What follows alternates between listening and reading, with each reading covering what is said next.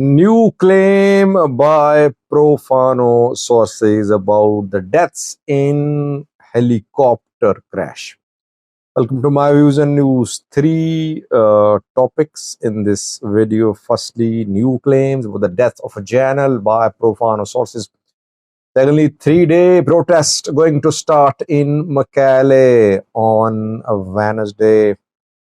Only several updates for you from Iran Israel war. A key meeting is underway in Washington these minutes. Donald Trump, the president, is chairing the meeting. Meanwhile, Israeli fighter jets entered Turkish airspace today. It seems they have control over entire Iranian airspace. Let's start, viewers. Firstly, we know that 2 days ago, pro-Fano sources and Fano fighters themselves, they claim that they had shot down a helicopter used by the government, by security officials in the Amhara region in Gondar. The claim could not be verified. Rather, what we learned is that the helicopter crash landed. It the landing was not smooth. Some say it developed a technical fault. Others say that during landing it struck something, and that is why the landing became risky. Since the landing was not smooth, that is why those who were on board, they suffered injuries. That's what we learned. No death was confirmed 2 days ago. Then yesterday we heard about death of ETV cameraman working for Ethiopian state broadcaster. Fano sources have been making different claims which are still verified. Firstly, they claim that Maskantorone, Araga Kabbede, had been killed or injured in that helicopter shooting down. They said they shot down the helicopter. But we saw that Araga Kabbede, Maskantorone, and the president Taske Selassie appeared in Bahirdar a day after this helicopter incident. When the day this incident happened, they were in Gondar, but next day they appeared in Bahirdar. Then pro-Fano sources claim that General Birhano Bakale had been injured.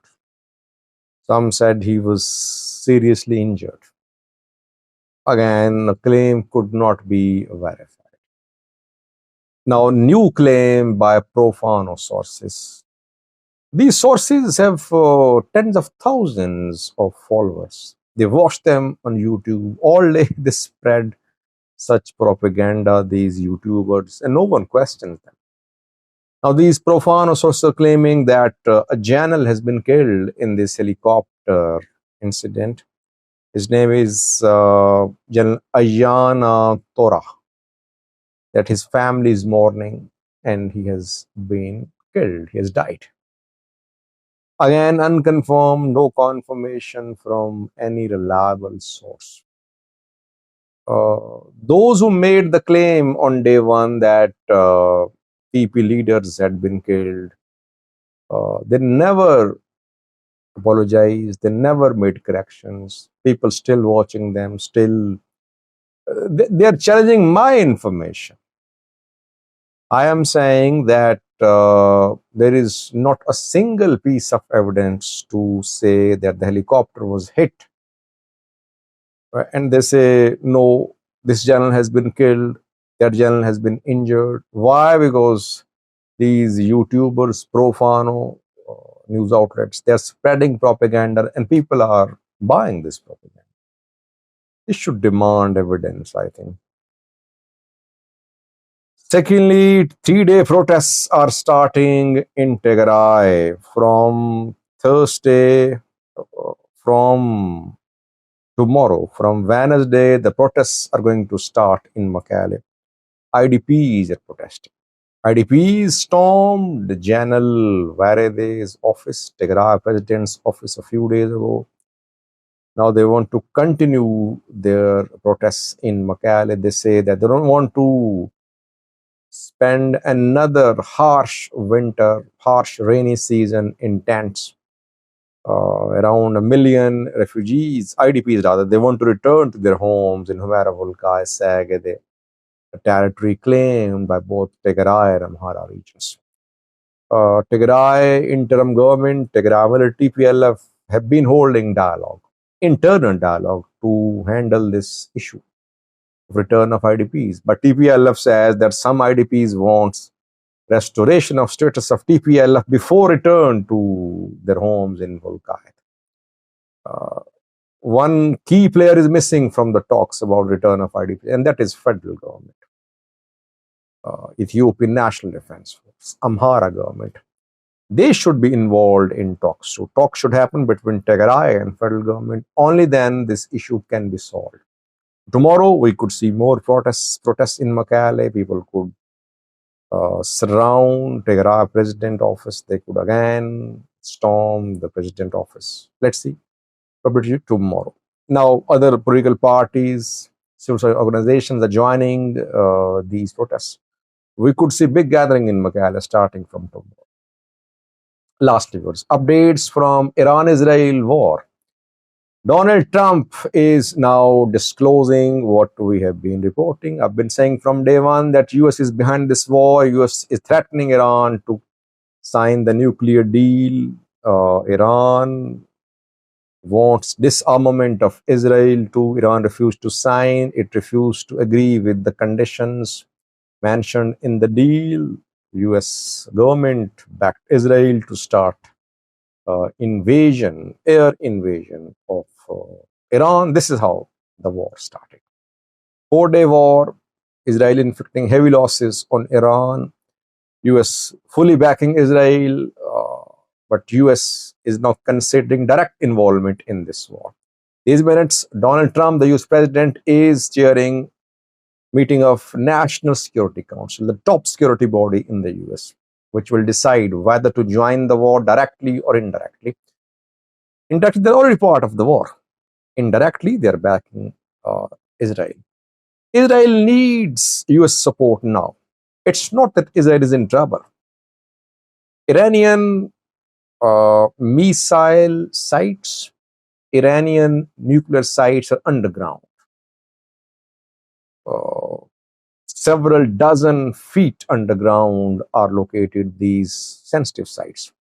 Israel does not have the munitions which can penetrate the ground and go deep, like 100 feet deep, and hit the missile manufacturing sites and nuclear sites. That's why Israel needs US support. US has that type of munitions. GBU-57 is a type of munition which US has. This munition, this bomb can go deep into the ground, 60 feet, even to the extent of 100 meters. This ordnance can penetrate the ground. And this bomb is dropped by special American bombers, which only America uses. So that is why Israel is asking US to intervene to hit Iranian nuclear sites using GBU-57 munitions and bombers, which will drop these munitions. Let's see, US bombers are deployed to a base, Diego Garcia base, from where these bombers can be sent to Iran to carry out these strikes. So we'll have to wait. Will US directly involve itself in this war and attack Iranian nuclear sites? That remains to be seen. Trump is saying clearly that unconditional surrender is the only solution. is asking Iran to unconditionally surrender everything which Iran has. I mean, Iran was not agreeing to sign nuclear deal. Now Trump wants everything, uh, control of everything nuclear in Iran. And in the next step, they might demand complete dismantlement of Iranian missile program. Iran has the most advanced missile program in the Middle East. No Middle Eastern country has as advanced missile program as Iran. Now Israel says that nuclear Iran is a threat to Israel, but after the disarmament of nuclear weapons of Iran, Israel would say that a missile armed Iran is also a threat to Israel. And then you'll see demand for disarmament of Iranian missiles. That will happen, you'll see that. So Trump considering joining the war, decision likely in coming hours. Meanwhile, Israel and Iran are exchanging strikes. Israel in control of Iranian's airspace, and they're in full control. They have reached Turkey. Israeli planes violated Turkey's air space today. Turkey's F-16 flew, and Israeli jets then returned. They got out of Turkish airspace. Iran suffered cyber attacks too a few hours ago. Internet traffic went considerably down after this attack, allegedly from Israeli side. Iran seems to be at the receiving end because it's on its own, though Russia condemned Israeli strikes on Iran, saying that these strikes, these attacks are a violation of international law. But will Russia support Iran? By the way, Iran supported Russia during Russia-Ukraine war. I did some videos when the war started. Iranian Shaheed kamikaze drones helped Russia a lot. Iran provided missiles to Russia during the war. Did some videos, I remember. Will Russia now support Iran? Will it just issue statements? All that remains to be seen. Thank you for watching.